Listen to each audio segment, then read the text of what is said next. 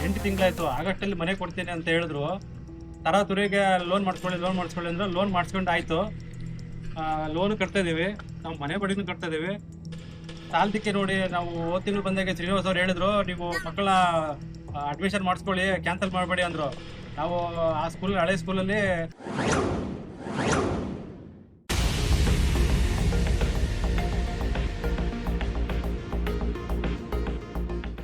TC ತಗೊಂಡು ಇವಾಗ ಇಲ್ಲಿ ಅಡ್ಮಿಷನ್ ಎಲ್ಲ ಮಾಡಿಸಾಯ್ತು.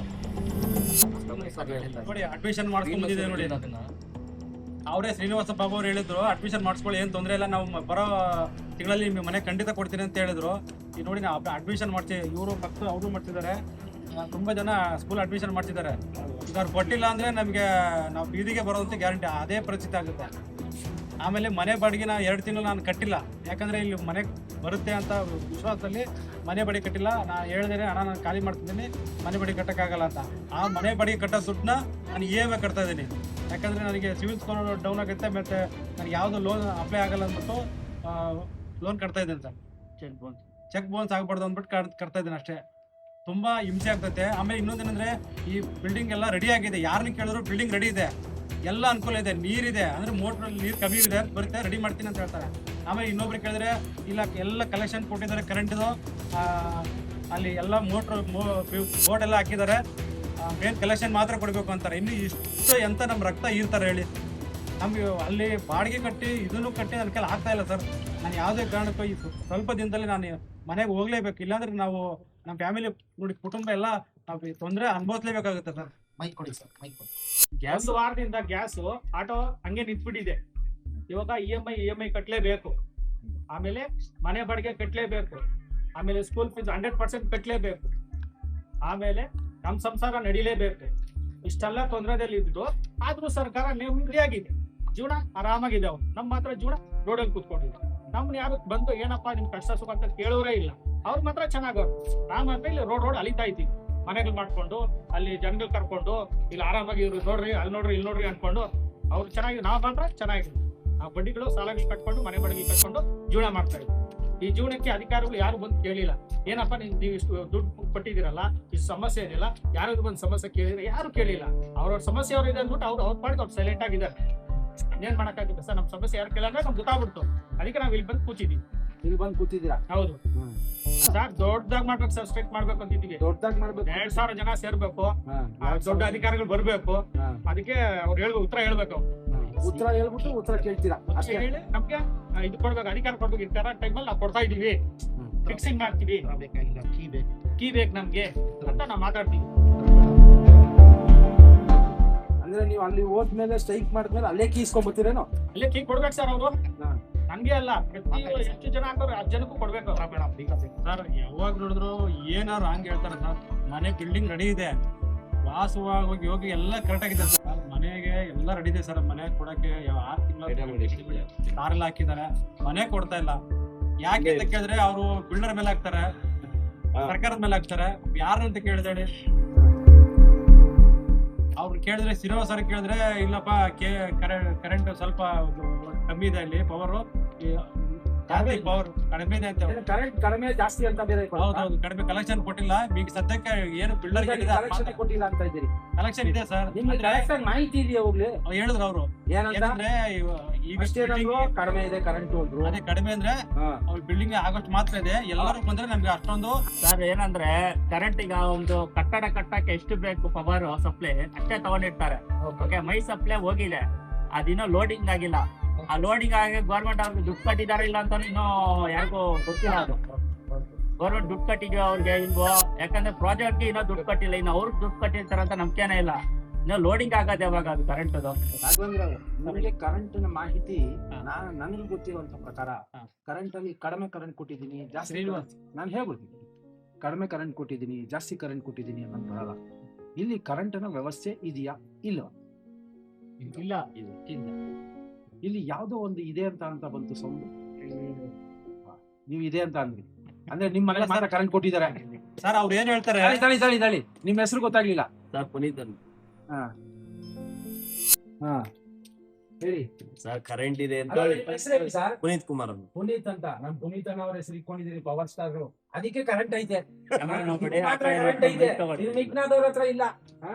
ಹೇಳಿ ಕರೆಂಟ್ ಇದೆ, ನೀರು ಇದೆ ಅಂತ ಹೇಳಿದ್ರು ಸರ್. ಇವಾಗ ನೋಡಿದ್ರೆ ಹೇಳಿದ್ರು ಅಲ್ಲ, ನಿಮಗೆ ಕರೆಂಟ್ ಇದೆಯಾ ಇಲ್ವಾ ಅಂತ ಗೊತ್ತಿದೆಯೋ ಗೊತ್ತಿಲ್ಲೋ?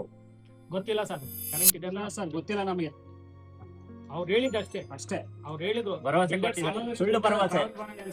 ಈಗ ನಿಮ್ ಮನೆಗೆ ನೀವು ನೋಡ್ಬೇಕು ಅಂದಾಗ ನಿಮ್ ಮನೆ ಹೋಗ್ಬಿಟ್ಟು ಪರಿಶೀಲನೆ ಮಾಡ್ತಿರೋ ಇಲ್ವೋ? ಮಾಡ್ತೀವಿ ನೀರ್ ಐತಾ, ಕರೆಂಟ್ ಐತಾ, ಬಾಗಿಲು ಕರೆಕ್ಟ್ ಆಗೈತಾ, ತೂತ್ ಏನಾದ್ರು ಐತಾ, ಸರಿಯಾಗಿ ಮಾಡೋರೋ ಇಲ್ವೋ, ಕಿಟಕಿಗಳು ಸರಿಯಾಗಿ ಮಾಡೋರಾ, ನೋಡ್ಲಿ. ಅದನ್ನ ನೀವು ನೋಡಿರ್ತಿರೋ ಇಲ್ಲೋ? ಅವ್ರು ಹೇಳಿದ್ರು ಬೇಡ, ನಿಮಗ್ ಗೊತ್ತಿದ್ಯಾ ಅದನ್ನ ಹೇಳ್ಬೇಕು. ಸರ್ ಮನೆ ಒಳಗಡೆ ಕರೆಕ್ಟ್ ಆಗಿದೆ, ಕರೆಂಟ್ ನೀರು ಇಲ್ಲ ಸರ್. ಕರೆಂಟ್ ಮನೆ ಒಳಗಡೆ ಎಲ್ಲಾ ಸೌಲಭ್ಯಗಳು ಕರೆಕ್ಟ್ ಆಗಿದ್ಯಾ?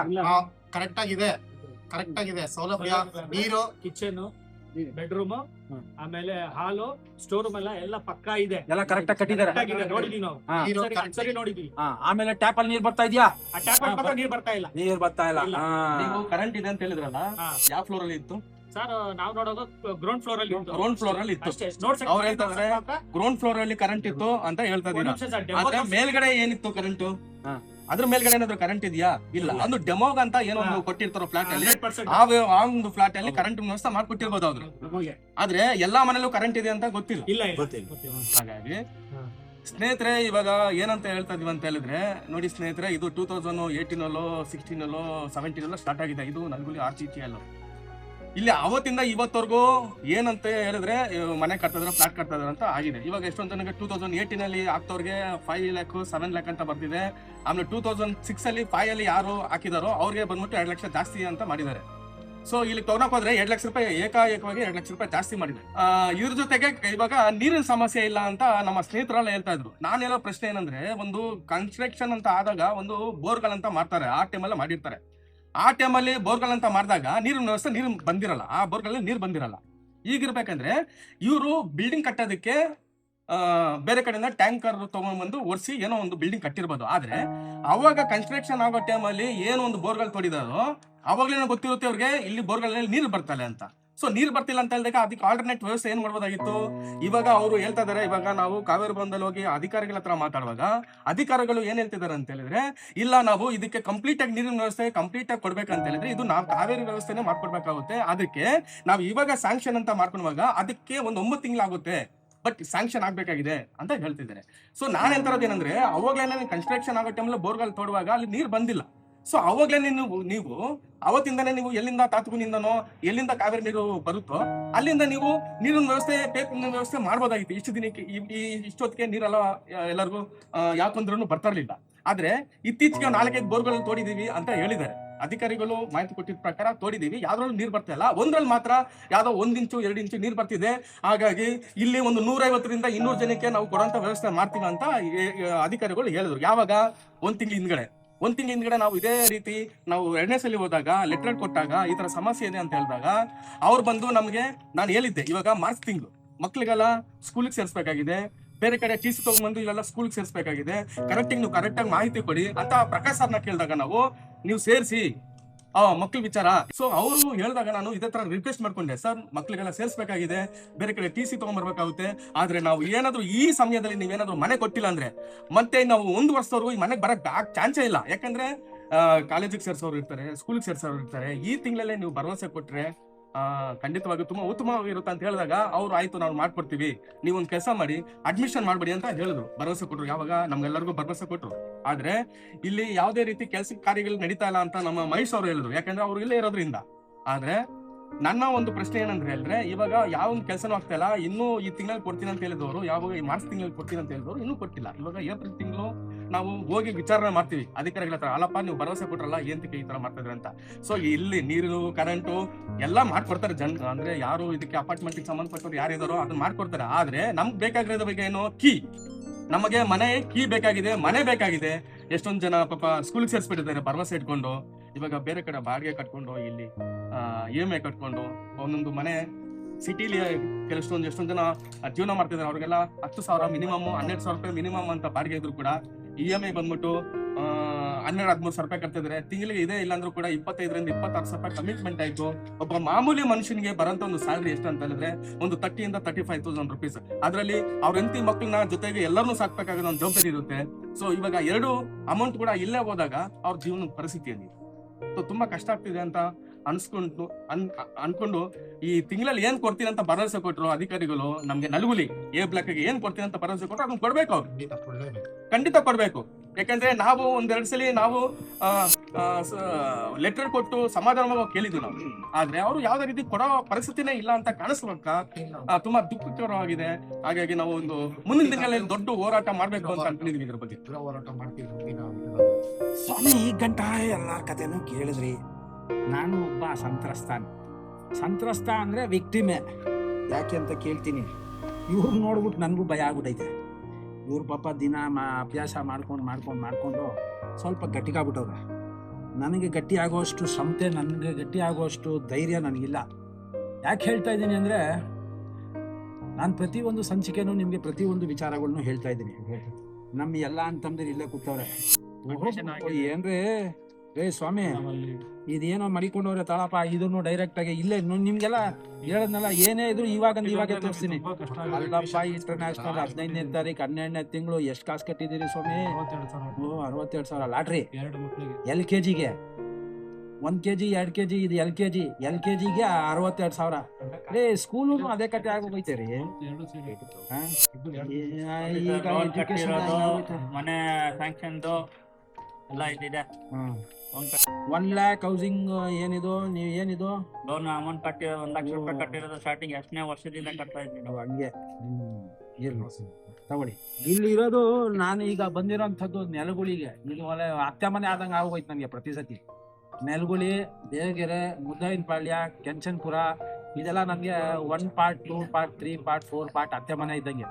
ಆ ಥರ ಪ್ರತಿ ಒಂದು ಕಡೆನೂ ವಿಸಿಟ್ ಕೊಡ್ತಾ ಇದ್ದೀನಿ. ಇದು ಸ್ಟಾರ್ಟಿಂಗಿಂದನೂ ನಾನು ಹೇಳಿದೆ ಭಾಳ ಫಾಸ್ಟಾಗಿ ರೆಡಿ ಆಯ್ತಾ ಇದೆ ಅಂತ. ಇನ್ನು ಇಲ್ಲಿ ಕಲ್ಲು ಜಲ್ಲಿಗಳು ಹಾಕಿದ್ರು ಅವಾಗಲೂ ತೋರಿಸಿದ್ದೀನಿ. ಅದಾದ್ಮೇಲೆ ರೆಡಿ ಆದ್ಮೇಲೂ ಖುಷಿಪಟ್ಟು ನಾನು ಪ್ರತಿಯೊಬ್ಬರಿಗೂ ತೋರಿಸಿದ್ದೀನಿ. ಇವತ್ತು ಸೇರಿರೋದು 10 ಜನ.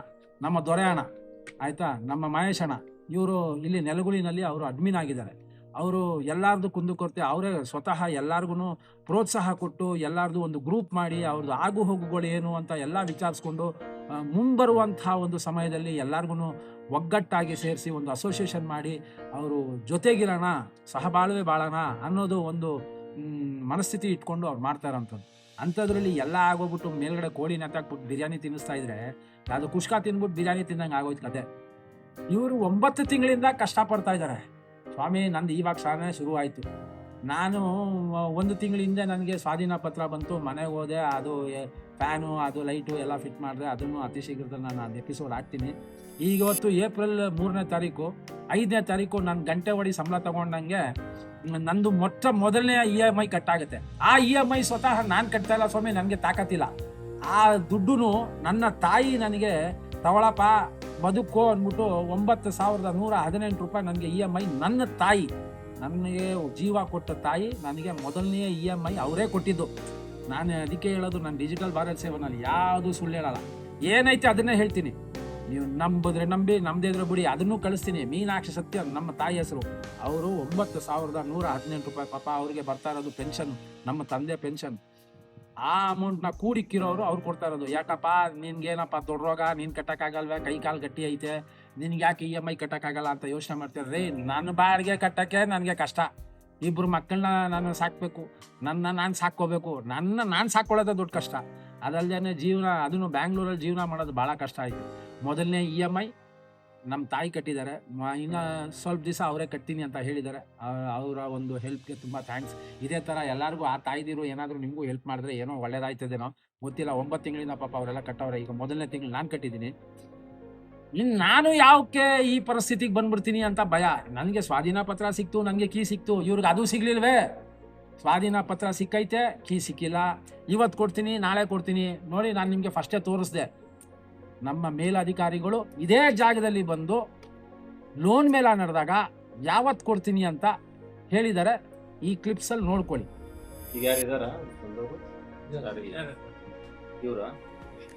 EMI ಬ್ಯಾಂಕ್ ಲೋನ್ ಮಾಡಿಸ್ಕೊಂಡ್ರೆ ನಾವು 4 ತಿಂಗಳಾಗಿದೆ.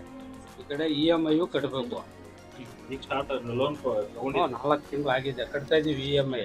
ಮನೆ ಬಾಡಿಗೆನೂ ಕಟ್ಟಬೇಕು, ಈ ಕಡೆ ಇದು ಕಟ್ಟಬೇಕು. ಎಷ್ಟೋ ಜನ ನಿರ್ಗತಿ ಇದೇ ಸಮಸ್ಯೆ ಇದೆ. ಎ ಬ್ಲಾಕ್ ಅಲ್ಲಿ ವಾಟರ್ ಸಪ್ಲೈ ಇಲ್ಲ, ಕರೆಂಟ್ ಸಪ್ಲೈ ಇಲ್ಲ. ಟೆಂಪ್ರರಿ ಮಾಡ್ತೀವಿ. ನಾವು ಬಂದು ಪ್ರಾರಂಭದಲ್ಲಿ ಲೋನ್ ಮೇಳ ಮಾಡಿದಾಗ್ಲೂ ಬಂದಿದ್ದೀವಿ, ಈಗ 3ನೇ ಸರಿ ಬಂದಿದ್ದೀವಿ. ಪ್ರಾರಂಭದಿಂದ ಬರ್ತಾ ನಾನು ಬಹುಶಃ 2 ವರ್ಷದಿಂದ ಬರ್ತಾ ಜನವರಿ 6ನೇ ತಾರೀಕು CM ಸಾಹೇಬ್ರು ಬಂದು ಇನಾಗ್ರೇಟ್ ಮಾಡಿ ಕೊಡ್ತಾರೆ. ಇದಕ್ಕಿಂತ ಮುಂಚೆ ಎಲ್ಲ ರೆಡಿ ಮಾಡ್ಕೊಡ್ತಾರೆ. ಕುಡಿಯೋ ನೀರು, ಎಲೆಕ್ಟ್ರಿಸಿಟಿ, ಇನ್ನುಳಿದೆಲ್ಲ ನಂಬರಿಂಗ್ ಆಗಿರ್ಬೋದು, ಎಲ್ಲಾನು ಮಾಡ್ಕೊಡ್ತೀವಿ. ಜನವರಿ 6.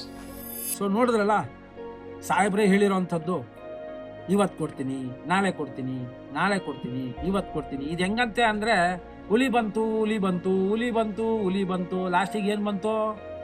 ಕ್ಯಾಬಿನೈ ಬರೀ ಬತ್ತಲೆ. ಇವಾಗ ಇಲ್ಲಿರೋರೆಲ್ಲ ಸಂತಸ್ತಾರೆ, ನಾನು ಅದರಲ್ಲೊಪ್ಪ. ನನಗೇನು ತೊಂದರೆ ಅಂದರೆ ಮನೆ ಸಿಕ್ಕಿದ್ರೂ ತೊಳ್ಕೊಳಕ್ಕೆ ನೀರಿಲ್ಲ.